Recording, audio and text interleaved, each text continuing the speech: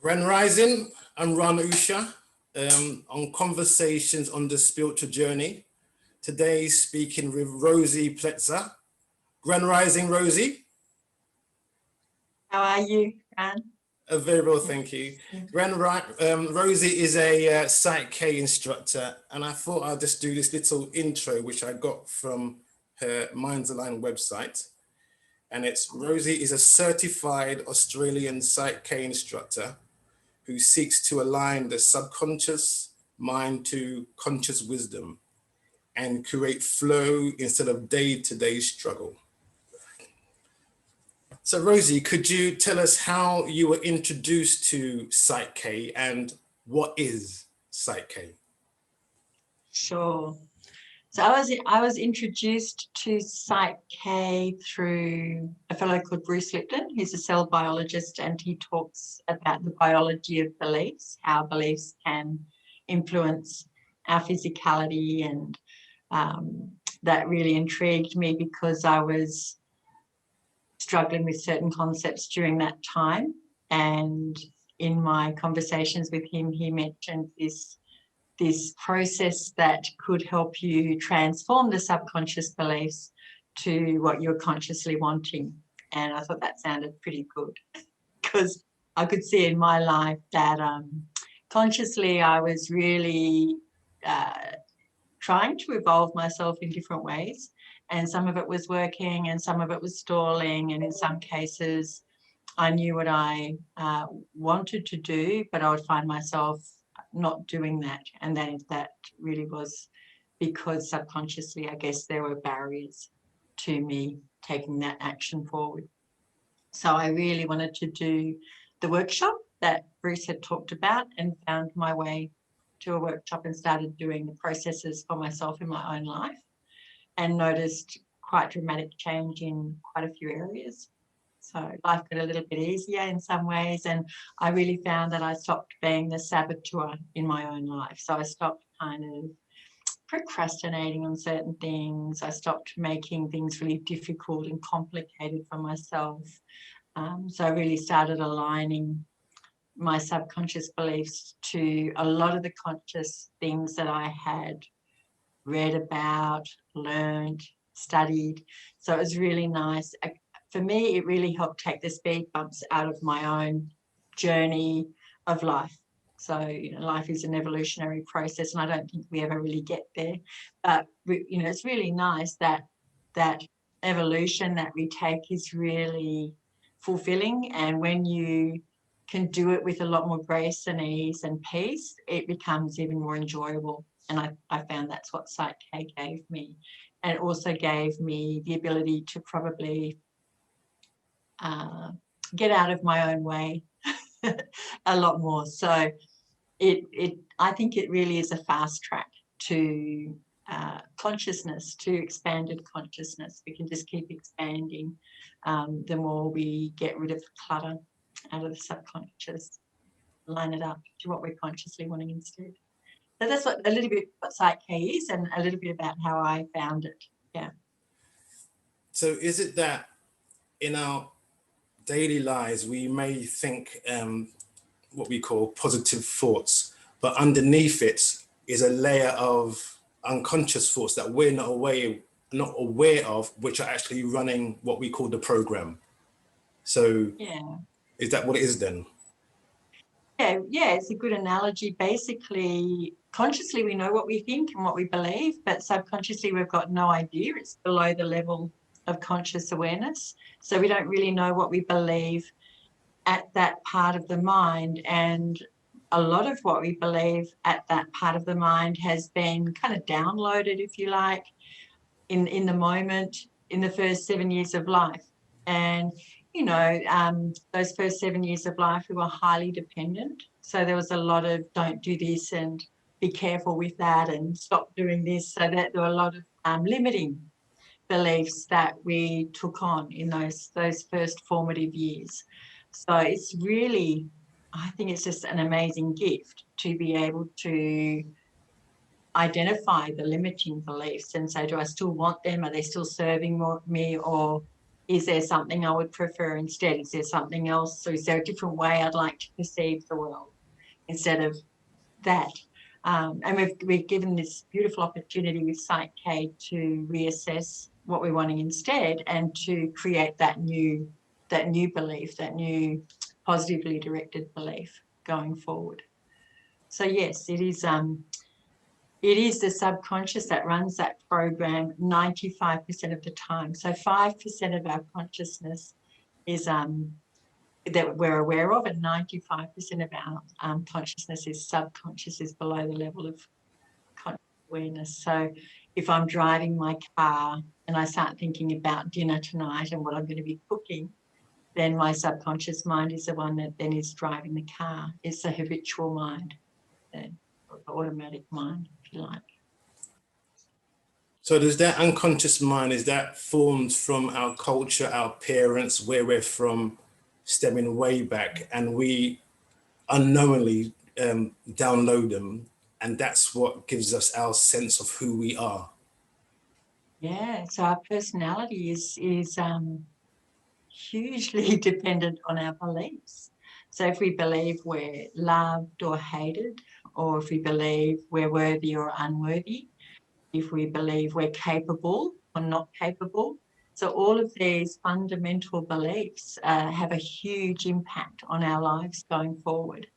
And certainly they create our very foundation of personality.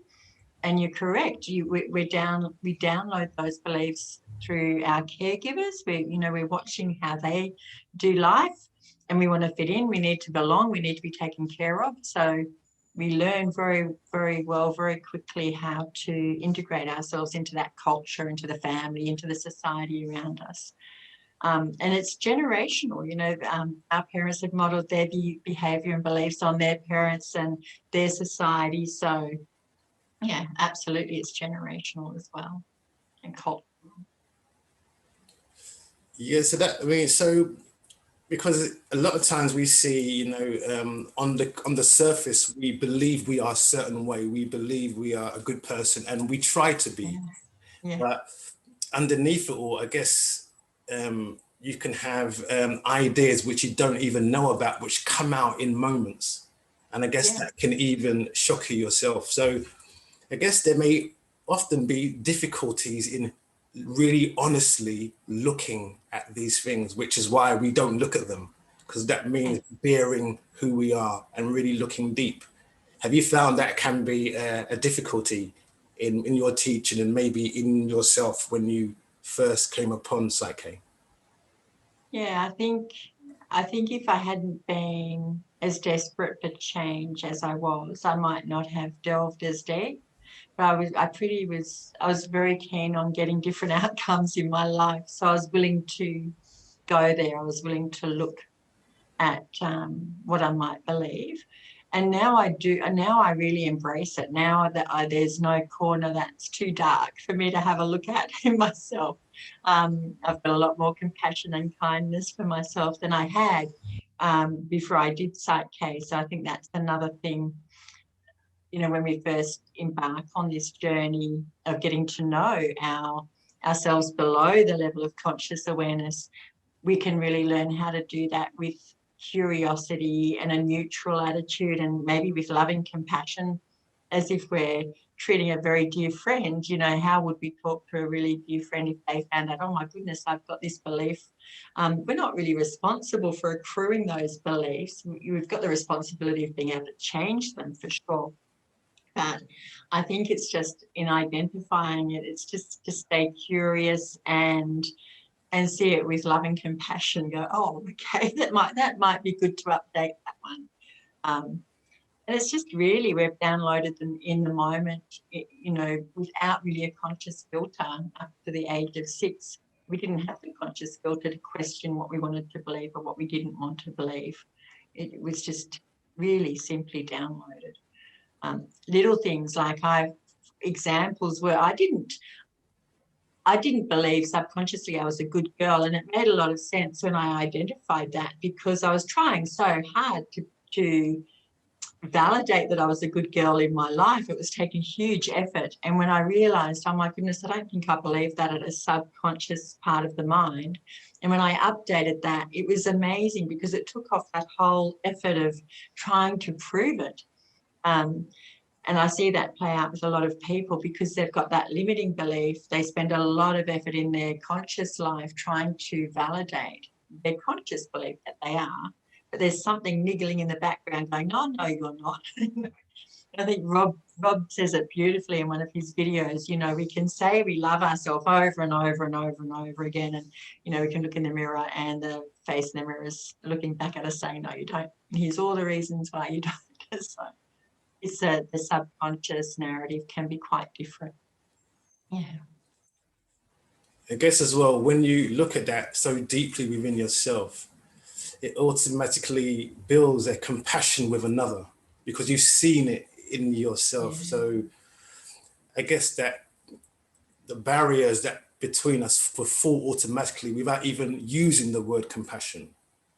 Yeah, that's really beautiful, actually. And it is something that you notice. I think as you're aware that we're a product of our subconscious beliefs and perceptions. So then when we see behavior in other people that we might not think is good behavior, it's really, we've got the compassionate ability to go, oh, there's beliefs and perceptions that are driving that behavior. That doesn't define the person as good or bad. It's a product of the beliefs and perceptions that greatly at the subconscious part of the mind.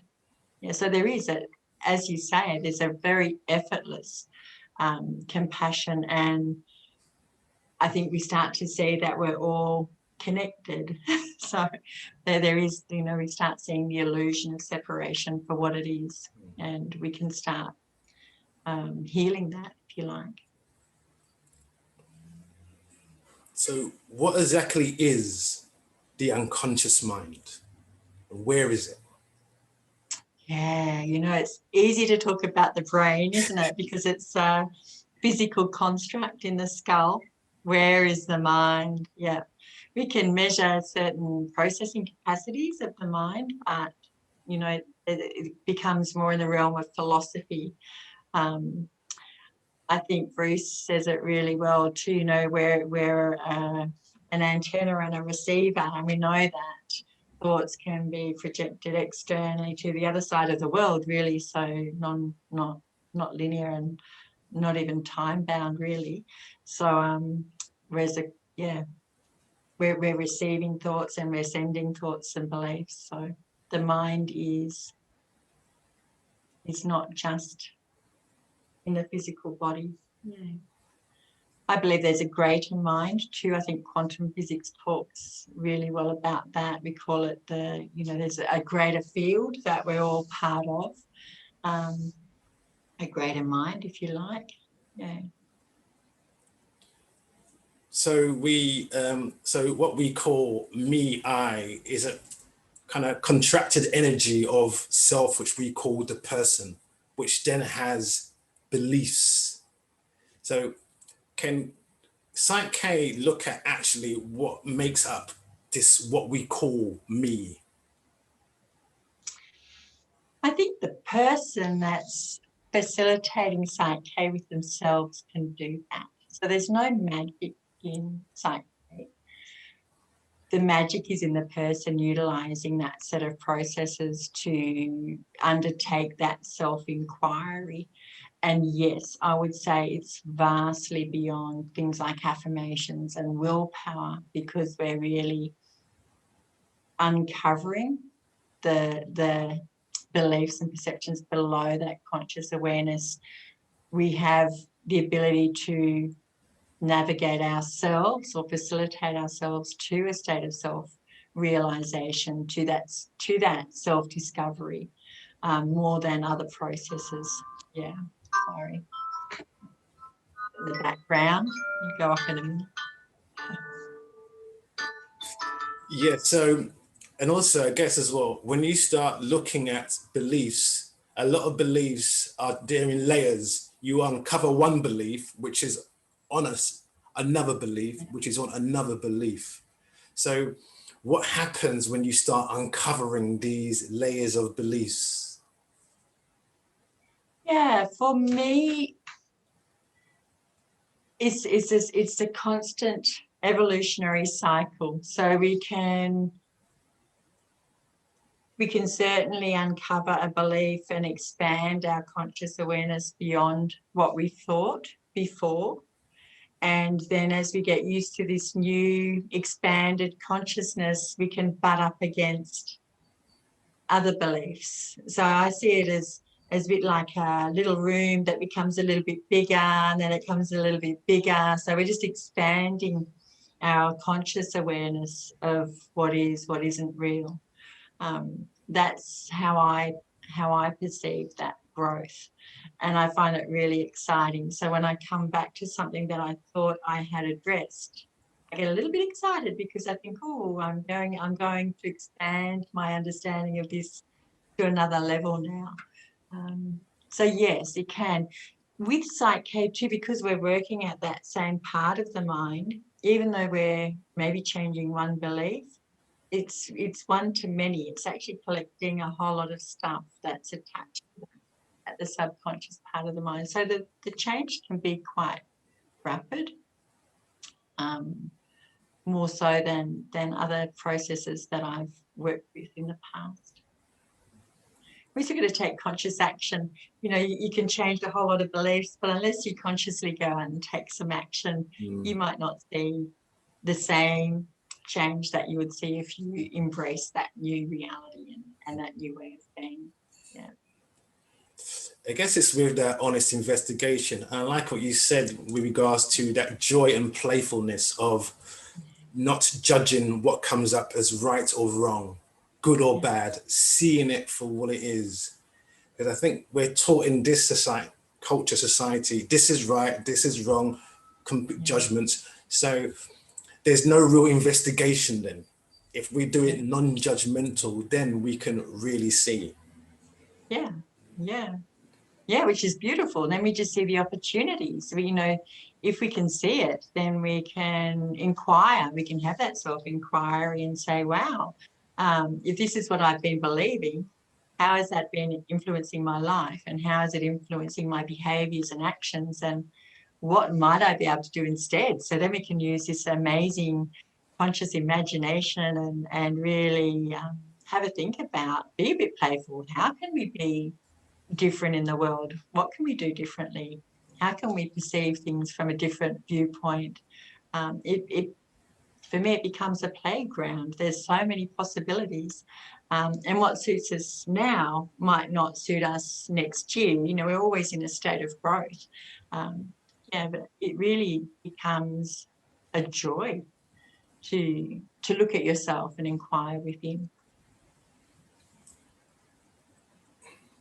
So we go from the state of time into the timeless with Psych-K. Because I guess to do it honestly, you have to be present here and now. So we're removing that aspect of time and be in reality for what it is. Our experiences always is here and it's now.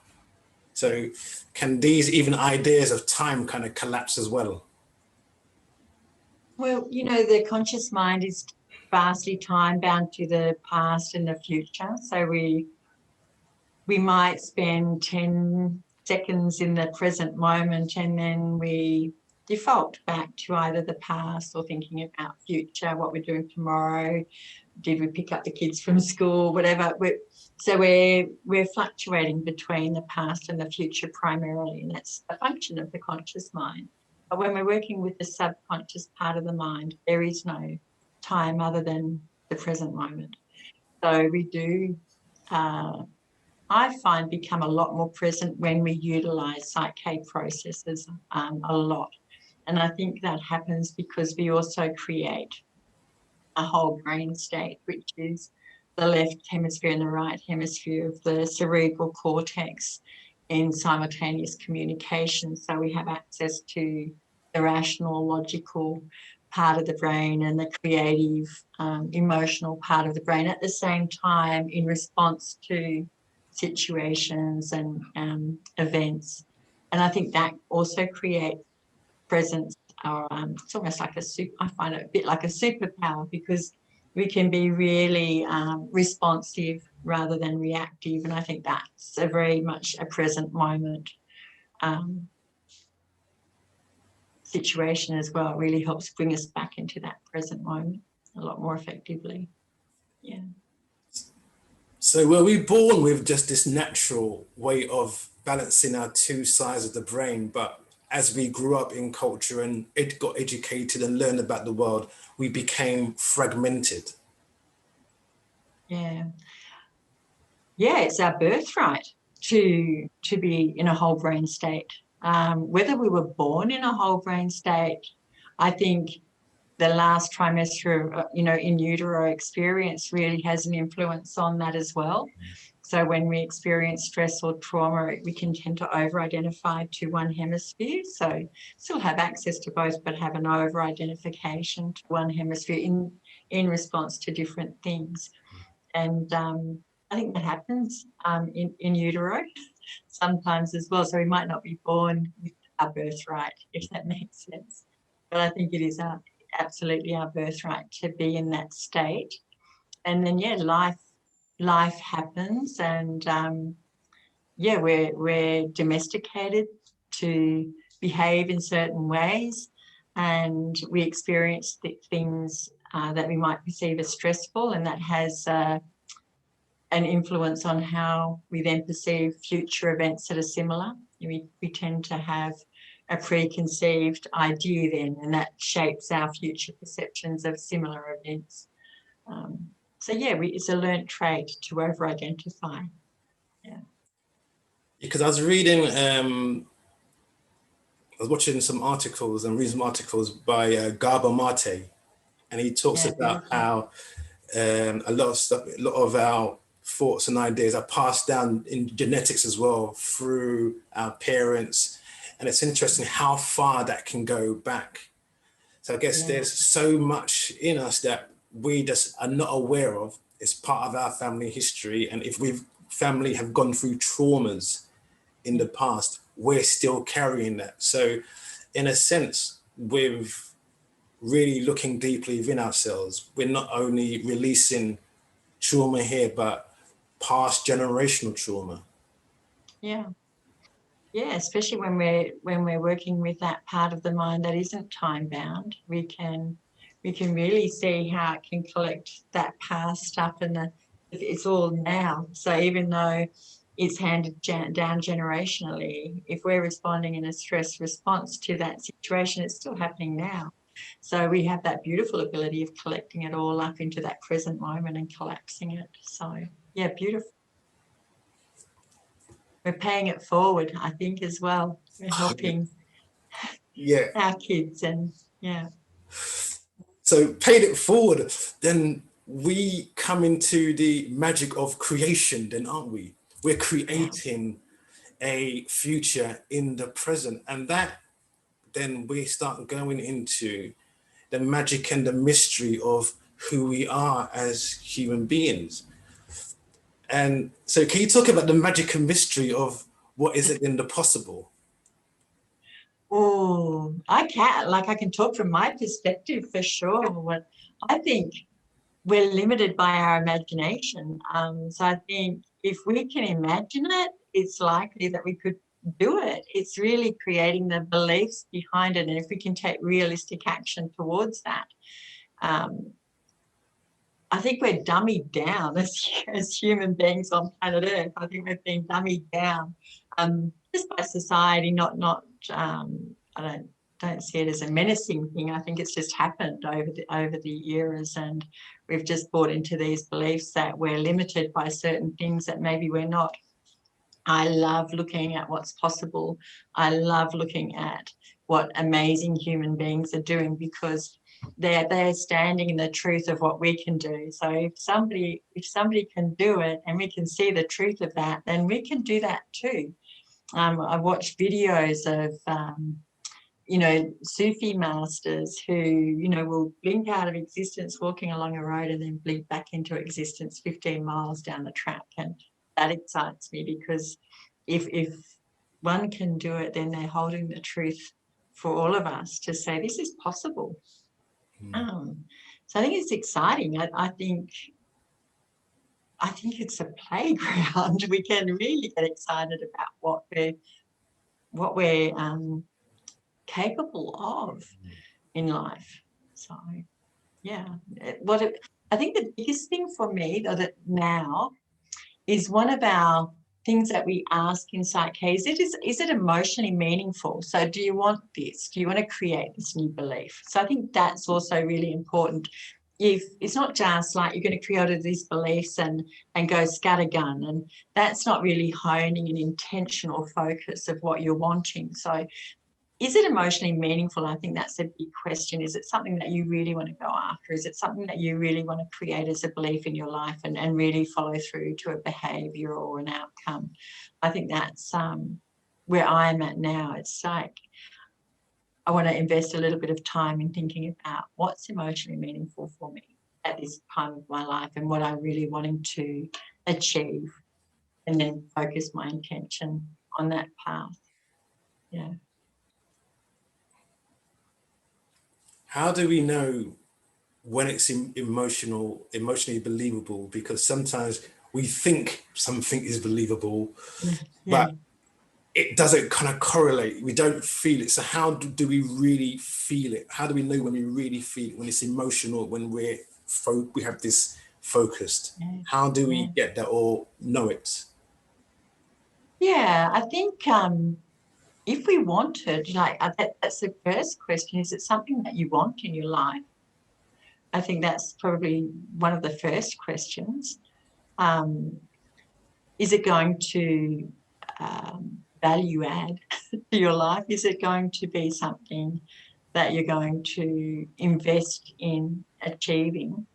And if it's not, then maybe it's not the right goal. Maybe there's something slightly different you'd like to look at creating. I think it is. This comes into this creator role, doesn't it? Once we start realizing that we're the creators of our own lives to a large extent, then the question is, what do we want to create? So it becomes a big question. Yeah. Have you come across in yourself or working with others where it's felt that this is what I want? I think I want this, but in reality, that's not the case. Yes. Yeah, very easy answer, yes. And in Pysch-K, we actually have like a gatekeeper function that we kind of check in with before we go ahead and change subconscious beliefs and perceptions. And so it's kind of nice because you can identify that ahead of the game in some cases.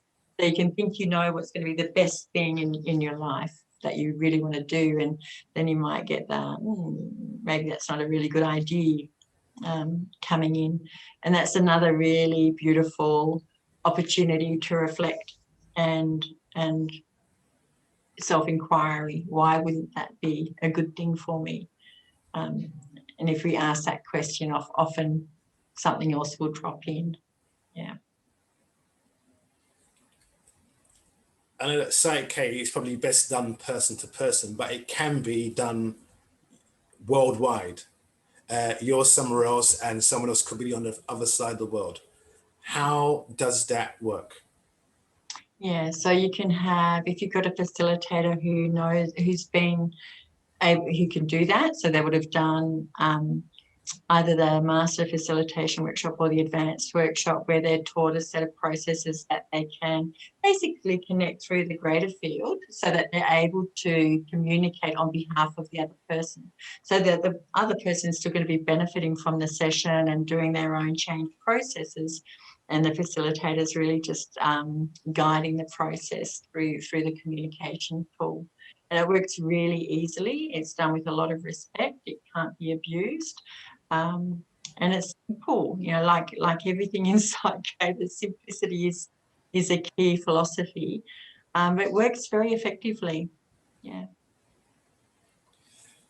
I guess from that then, you call it the greater mind. I guess we can see it as it's all working within the single consciousness. that alone collapses all separation.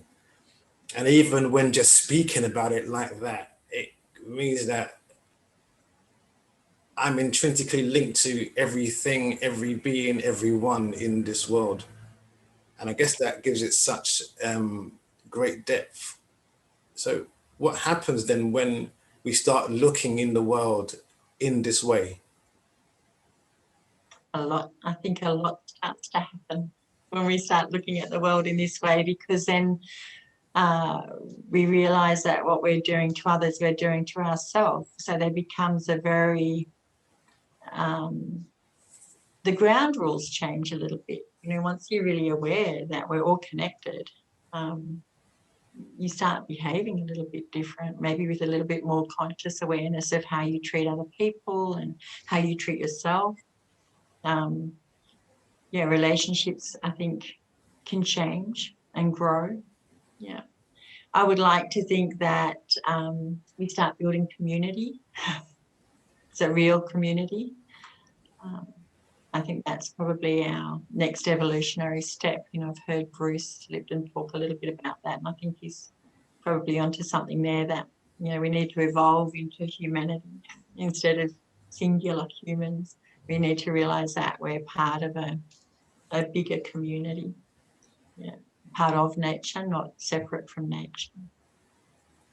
It sounds like then the sense of self, me, kind of collapses. I guess we still have an individual, I'm doing something, doing that, but the sense of self, which is separated. Because I was looking at, listening to Krishnamurti, and he talks about how when we speak, we create an image of another person. So we don't really meet. And I guess in the commune, we are collapsing these things and we are working as one. Yeah. We all have individual desires and hopes and dreams and so on, which again, that can be fostered then even more freely, because there's no limiting thing, me stopping it in its place. Yeah. So we're working towards a common goal. Yeah. Yeah, I think very much so. Yeah, I think it does collapse. You know, I think I was sharing with you that I've been reading a really thought-provoking book on Indigenous cultures, and, you know, they have all these different words for me, us all. So, but it's all they have a lot of words that denote like community, and also us all being part of nature as well. So not just us all humans, but us all, you know, the wildlife, the fauna, the flora is us all. And that's been really, really, really nice to read, because it's making me realize that that's probably where we're coming back to as we lose this separateness, the illusion of separateness. We're starting to realize that actually it's not real. Once we dissolve that, then we start realizing how easy and effortless it is to become us all. And as you say, we still have our personalized, individualized ways of being in the world and our perceptions of things. And so we're all individuals, but we're all part of a greater whole. It's yeah, really interesting to contemplate and reflect on, and yeah, it's exciting. Yeah, and I was reading somewhere else is that there was some community, I'm not sure if it was in Africa or America, where the word I did not exist. And I remember I read this a few years ago now, and from the place where I was at that time, it seemed incredible. I mean, how that could be, but you see how they operated in regards to everything was this whole. And then they were taught this kind of separation. And in one way it looks really magical, but it's from there, that was just the norm. Yeah, yeah. Yeah, see, that is really interesting to me too, that we think what we're experiencing is normal because of our beliefs and perceptions. And once we start that self-inquiry, some of that stuff, once the lights are on, it's like, how could I have ever thought that was normal? But when we were in it, it was totally the familiar, you know. So stepping out of it, we get this whole new perspective. It was a bit like is it Plato's cave, you know, where people are locked in this cave and there's this light at the other end of the tunnel, and one guy gets out and he sees this whole world out there and he goes in, his guys come out, it's amazing. And they're too scared to go, because this was their world. They were scared of going out there. They couldn't believe that anything out there existed. And I think this is the subconscious part of the mind. It's keeping us in this cave. And when we get the courage and the inquiry and the curiosity to explore, we find worlds that we didn't even know existed. That just are outside of our comfort zone. Yeah. I guess on the edge of the comfort zone is growth. Yeah.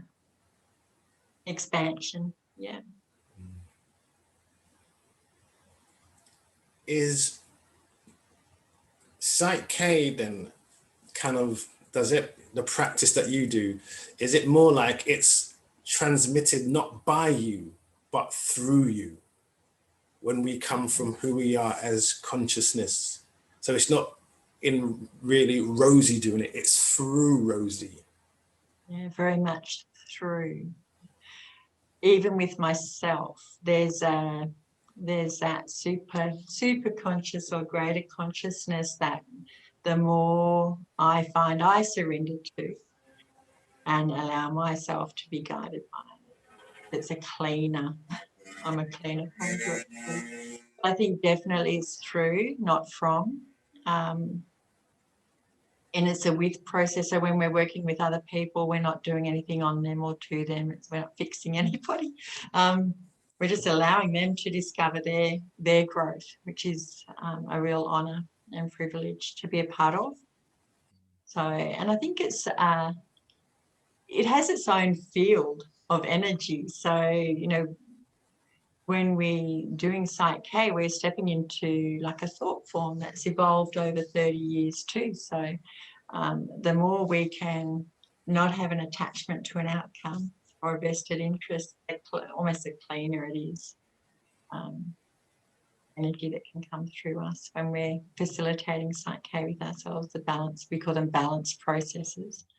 And when we're facilitating the balance processes, it's very much through. Can you just elaborate on a balance process? Yes. Yeah, sure. We call them balance. They're a set of processes that help us transform limiting subconscious belief to one that's supportive or enhancing instead, or helps us also transform the perception of a situation. And we call it a balance because during the balance, we're creating a balanced hemispheric state. So we're creating what we call a whole brain state, which is a balanced state between the two cerebral hemispheres. And that's the ideal state that we can utilize to change beliefs at the subconscious part of the mind. So that's why we call them balances in Psych-K. Each balance got a slightly different operating system, not better or worse, just a better fit for different outcomes, for different goals. And the whole process is really as simple as it can be made. Yeah. I think as well how you're talking, it's like we then take control of our lives without looking to others to fix it for you.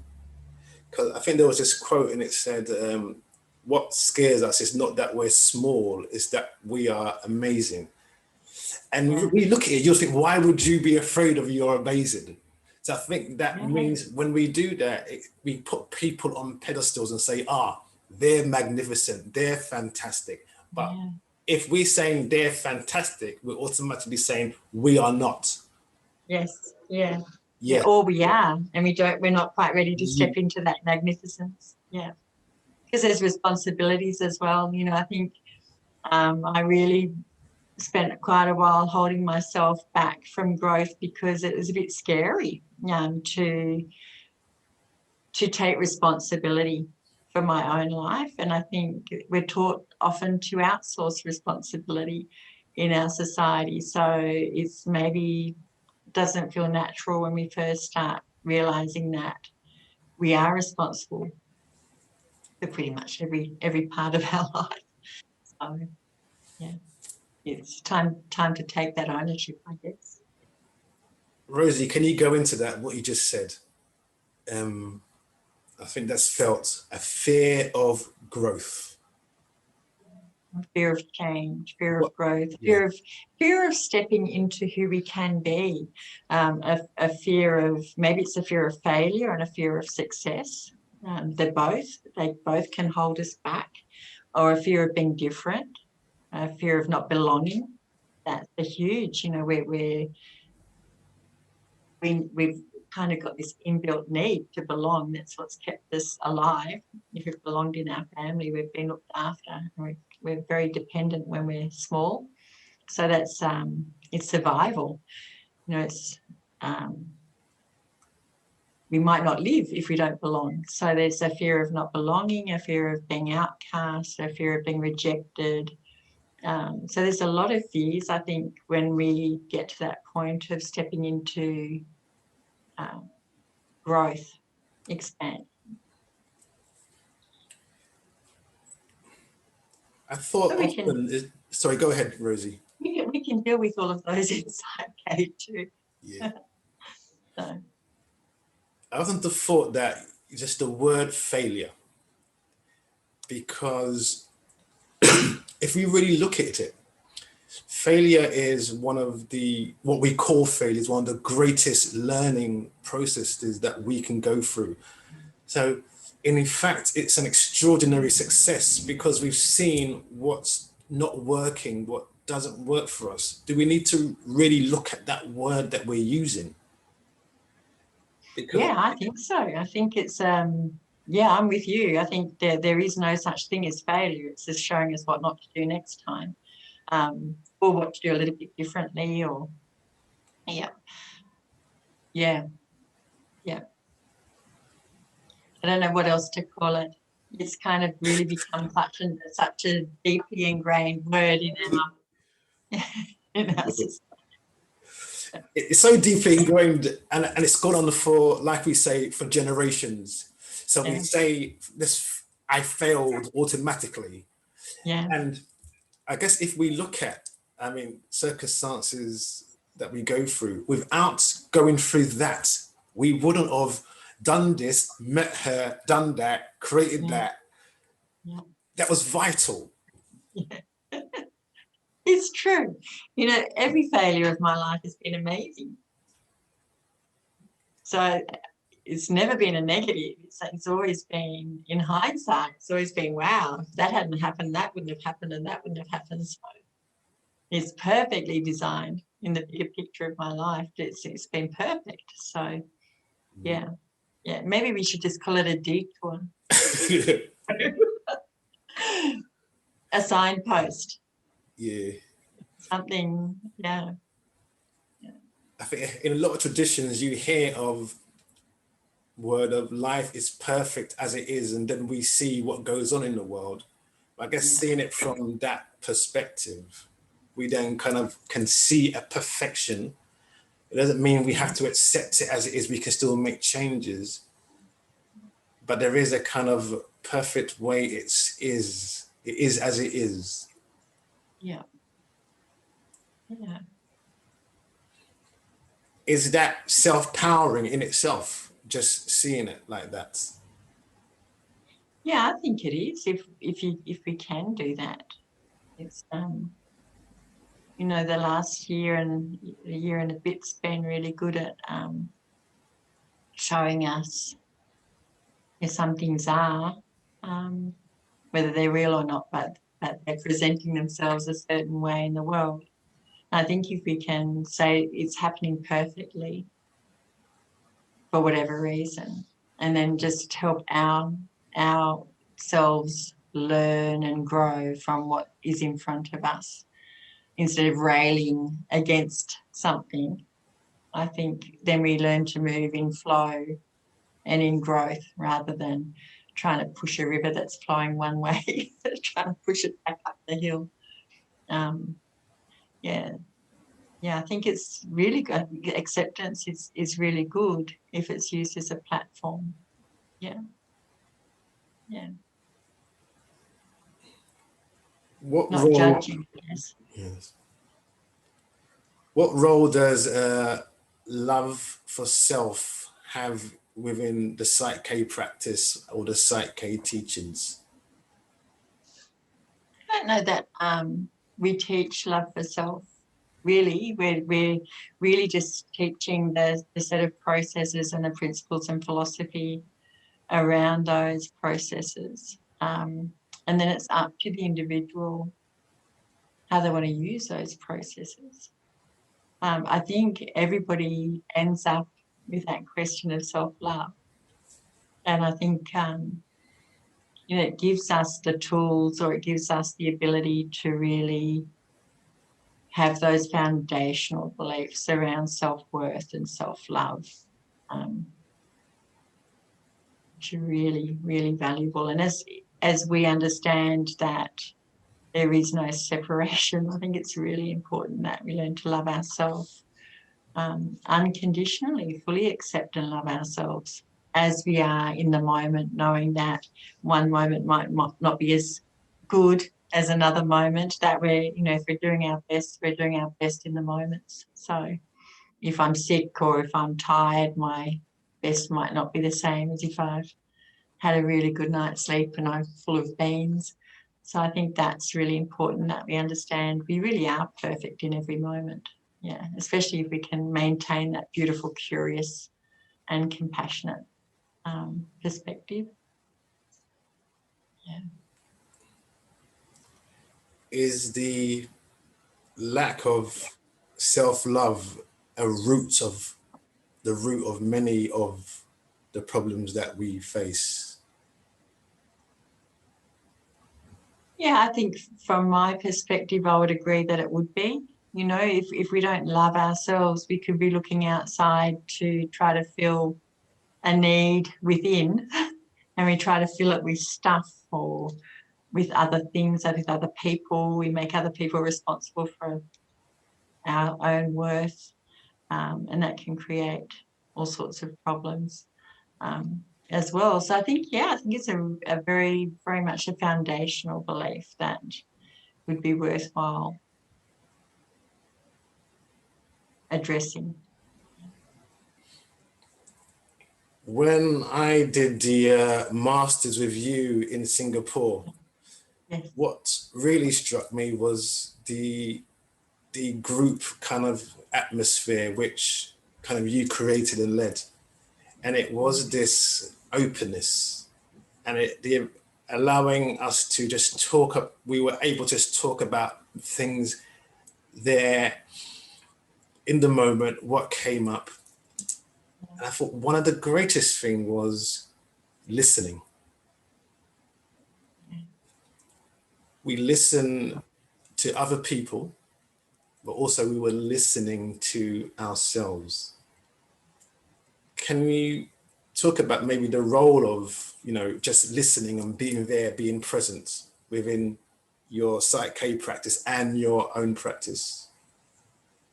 Yeah, I think it's we use this word in Pysch-K called istumatak, and it's the holder of the space where wisdom is revealed. And I think this is a big part of that listening. So it's listening to hear, listening to understand, not to rebut, not to talk back, not with an agenda. So it's listening as a space holder, as holding that space and allowing growth to occur. And I think that's huge. And I think once we learn to do that, we create this magical space. As you said, as a group, the group creates the group, and it's greatly to do with that ability to listen and without an agenda. Yeah, to try to understand. So listening to try to understand. I love that word in Sumatak. Yeah. I remember trying to write it down and spell it, which I don't know. Can you go a little deeper into that word? Because when you mentioned it, it was, wow. Yeah. Yes. Yeah. So it's an Inuit word, and I guess an Inuit shamanic word that really is just the holder of the space. So all of a sudden, yeah, I've always been in health. My background's always been in health, and we've always been taught to be practitioners. So when I stepped into this Pysch-K world, and we're taught that it's a with process and we're not a practitioner, it took me a while to try to figure out what that actually meant. How do we work with someone and we're not trying to fix them, and we're not trying to do anything?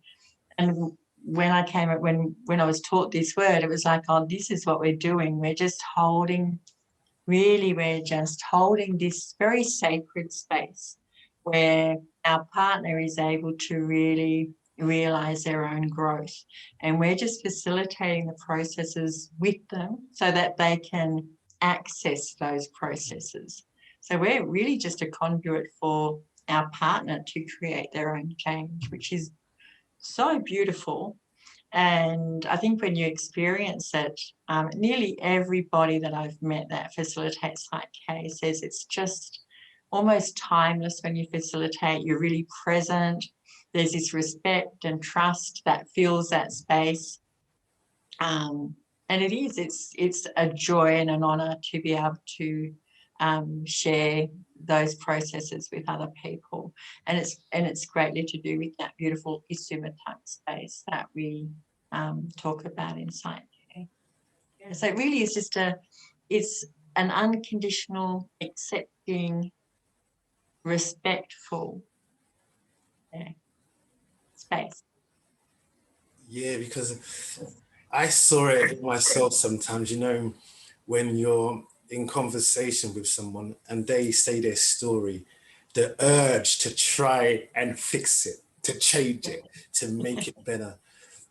And it seems to be that it feels like that real change can come in this world if someone comes with what they've experienced and we listen to them. And the very act of listening is healing. Yeah. Rather than trying to make them, are you sure that happened? Did it really go through that? Because I think that kind of builds a barrier as well. Yeah, and it shows the more we sit in that space of just holding that space and getting out of our way, I've noticed too that my partner will start saying stuff that I could never have guessed. So it's shown me that when I'm listening with an agenda, I'm bringing my own perceptions to the table. And it's made me realize how wrong I can be and how little I know. So it's so nice now to come in without any agenda, because I've been proven so many times that I never know what's happening, really. If I listen, then I get to know what's happening.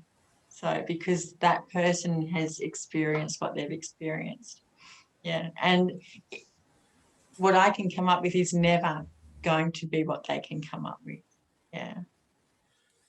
Then there's the falling of the separation, isn't there? Because it's not I'm listening, listening is happening.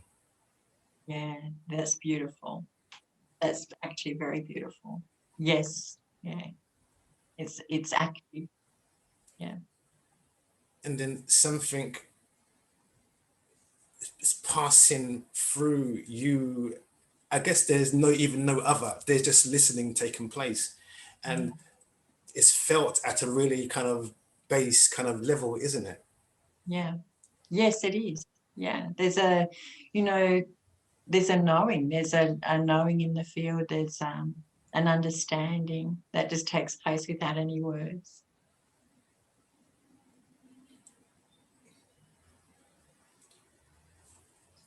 So in this place of in Sumatak, it's not, if we look at it on a conscious level, it's not just occurring in this particular room, it's within consciousness. Yeah. And then the magnitude of what's really going on is, it then becomes, I guess, really kind of beautiful. And it seems that where we can go in this world and make changes. Yeah, the ripple effect, you know, every time we, you know, hold that space is meaningful. Yeah. Yeah, we're adding to that effect overall. Yeah. And what can be the consequences of this ripple effect? I think the biggest consequence of that ripple effect can be community, oneness, dissolving the illusion of separation, self-realization as a community, maybe, which would be pretty exciting as a species. To realize ourselves as humanity would be pretty awesome. So is self-realization more than just a personal self being realized, but a realization within consciousness? I think it's the latter. Yeah, I think certainly it can be an individual, but then once you get to that point, the more you realize it's not, it's the greater. It's the greater that's realizing itself. And we're part of that for sure. Yeah. Can you say that again, please? The greater, which is realizing itself, and we're part of that for sure. Yeah.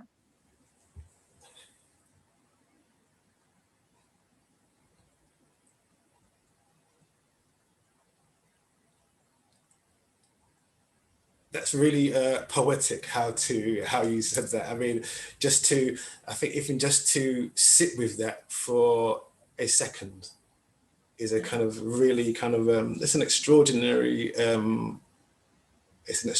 thing. So where do you see yourself taking Pysch-K as we go on? I love teaching Pysch-K. Every group, even though we teach it the same around the world, every group is co-created. So it's always very beautiful. It's always very meaningful. So I love teaching it. So I continue to teach Pysch-K. I'm in around Australia at the moment, and as the borders open, I'll go back to teaching it overseas as well. I loved, you know, for my own personal practice too, it's just such a big part of my daily life. You know, it's not a week goes by where I don't really use it for something. So as soon as something presents itself to me, where there's resistance or where there's, resistance is probably the best word, where I feel unsettled or resistance, you know, it's my go-to. It's like, what's this showing up? This, and I get I don't get uncomfortable with that anymore, because it's, for me, it's an opportunity, you know, it's an opportunity to grow myself even more. So it's just another light that's gone on. So that's where I see myself utilizing Pysch-K. I think as more and more people are evolving themselves, who knows what's going to happen. I think evolution is happening faster than any other time in history. So we've got the means of communication, global communication now. Who knows where we're going to be in a year, 2 years, 3 years. It's that's pretty exciting stuff too, especially if we all have an intentional focus of what we could create. I think we could create miracles very quickly. It's interesting what you said, that it just becomes, you know, part of your daily life now. This is, you receive a resistance occurs. So it's like, I guess when somebody really embraces, maybe they're a healer in some way, it's not that they practice healing. Healing is who they are. It's every second of every single day. It's every moment. Not that you're focused consciously on it. It's just that That's Yeah. what comes through you. And I guess with these kind of practices, then you're walking around like this, it has to affect everything that you do, every interaction. Yeah. It does. Look, it really does. If we can be, if we can be in alignment and whole brain during most times, we have an impact on other people without any words, without, just simply by being. I think we have an impact. Well, we have an impact one way or another anyway, just by being. So if we're in alignment, like, it's more likely to be an expansion effect rather than an implosion effect. Yeah. So you use, holding space or in sumatech. Is that then really just meditation? Is it all just No, same it's or a beyond. similar thing? Or is it different? Yeah, it's different than meditation. I think it's a very intentional state of being. Yeah. Yeah. So it really is just holding a space. Yeah. Whereas meditation, I love meditation as well. So I find it quite different. I can take the sumatak space into a meditation for sure. Yeah. Hold space for myself while I'm meditating. I know in Pysch-K they do one of these, is it a worldwide practice where they link people together? Can you talk about that for a second? There is a Gaia protocol that we can, as facilitators, we can do. And it's really just, again, holding space. It's being at that beautiful Asumatak, holding that beautiful Asumatak space in a certain way that can benefit Earth and every sentient being, really. Yeah. And it's a gift. It's an act of service that we don't even see the results of. So, which I think is beautiful. I think for me, that's a real act of service, is when you're just holding space, you don't have an agenda, you don't even know the outcome. I think it's beautiful, absolutely beautiful. What are some of the changes that you've seen in people who've come to you and done the masters and maybe the advance? Yeah. And from where they come from, maybe you see them in 2 years' time. What are some of the biggest changes you've seen? I think peace of mind is probably one of the big ones, is more able to deal with everyday life in a responsive way rather than a reactive way. Life direction can change a little bit, because sometimes we've been doing stuff that we think we should do or ought to do. And as we start working with our subconscious parts of the, beliefs and perceptions, then goals can change. We can have a better idea of actually what we're wanting to do with life. So often see some life direction changes with people. I think certainly there's a depth. People start to, what I've noticed is people really start to working with all of themselves rather than just their physicality or just their career. All of a sudden life becomes more about the whole, and that seems to just happen organically. Yeah. So they're probably the biggest things. The things I hear is really the peace of mind and the ability to respond to situations much more effectively is probably the biggest feedback I would get.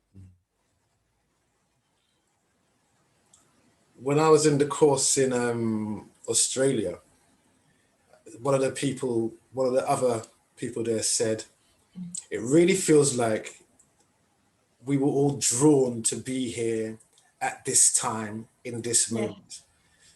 I found that one of the gifts that I received was being in Australia, because so I was away from my normal, culture. I wasn't from London. No one else from London was there, and it was very different. And when you see that people from all over the world, and we're talking about the same things, Yeah. the same negative belief systems that we have. Yeah. And even that itself brought together a kind of being together, a kind of, well, helping each other. And that was one of the greatest gifts, even before we actually did the practices. Yeah. Yeah, it's pretty amazing, isn't it? It makes you realize that it's a very, we're all experiencing the human condition. And that it is highlighted in those workshops because people also are sharing similar stories, but they're also sharing similar aspirations as well. So when people start talking about what they're wanting in life, there's all these commonalities. People want to feel good. They want to feel good about themselves. They want to be good people. They want to be kind people. There's so many similarities of what people are aspiring to. So which is kind of cool, you know. So many people just want to have these beliefs that they're patient and kind and compassionate. And how good is that for mankind, that this is a common aspiration? It's really nice. Yeah. One of the reasons, I really want to speak to you was, of course, meeting you as well, but it was, as I mentioned before, afterwards when we went out for dinner after I did the course with you, Stephen, and I, and we talked cosmically, the possibilities of doing extraordinary things. Yeah. And I think you said something like, there's no limit to what is possible. Yeah. Yeah, we're only limited really by our imagination. And I love seeing what humans are doing on planet Earth. I love looking at, so I don't watch a lot of news, but I love watching some YouTubes of amazing humans. And humans are amazing. That some of the stuff that people are doing blows your mind. And if it's blowing your mind, then it's just offering you an idea of what's possible. It's like, wow, I can do that if I wanted to, or I could do that if I wanted to. There's all of a sudden, we're seeing the light at the end of the cave. There's somebody there shining a torch and going, you don't have to stay in that cave. You can come out here and play if you want to. So I think it's really nice to not look at all the stuff that we can't do. I think it's really, really freeing and liberating to start looking at all the things we can do and what's possible and what other people and what other humans are showing us is possible. So if one human can do it, very likely that we can do it too. So I mean, gratitude whenever I see somebody being the truth for me of what I can achieve. I'm so grateful because I just think that person doing it for the first time is holding the torch for all of us. That's pretty cool. I guess also is when you see somebody doing something and it inspires you. Yes. It's noticed that you noticed. Yeah. Yeah. And if it's noticed that you notice, then the opening is there. Because we've collapsed already the sense of self of not being able to. We are this consciousness has kind of noticed itself. We've noticed that we noticed. Yeah. Yeah. The observation has been made. Yeah. Yeah. Yeah. And once that's happened, because it's like it's in quantum physics, isn't it? Our very observation changes the outcome. Yeah, it changes the wave to a particle. Yeah. Rosie, it's been fantastic to speak to you. Yeah, so nice. Yeah. It's been an absolute pleasure just to go into these things with you and for you to share so freely about Pysch-K and yourself, and explaining in Sumatak, which is a word that I forgot about, but I really loved that word when I first heard it. Is there anything that we haven't spoken about that you would like to say? No, I think it's just been really lovely to catch up, and yeah, it's always such a joy to talk with like-minded people and really start expanding our minds. You know, that's how we do it, isn't it? We do it collectively, Yes. bouncing off each other. It's really, really beautiful. Thank you. Thank you very much. I will put links to your website when I post it, Rosie. Yeah, perfect. If they want to contact you at all. I know at the moment there's no traveling, so you're not going abroad and doing the talks. There's also, you know, Pysch-K International website. There's a list of all the workshops in the world. So even, you know, I've got a dear friend instructor who I couldn't get to Greece this year, so she's going to be doing the Greek workshops. So just got to get those dates put up, and so we're still trying to get workshops happening in places. So yeah, it's exciting. They're still happening. Okay, so thank you very much, Rosie, and for being here today in conversation, and thank you everybody, and goodbye.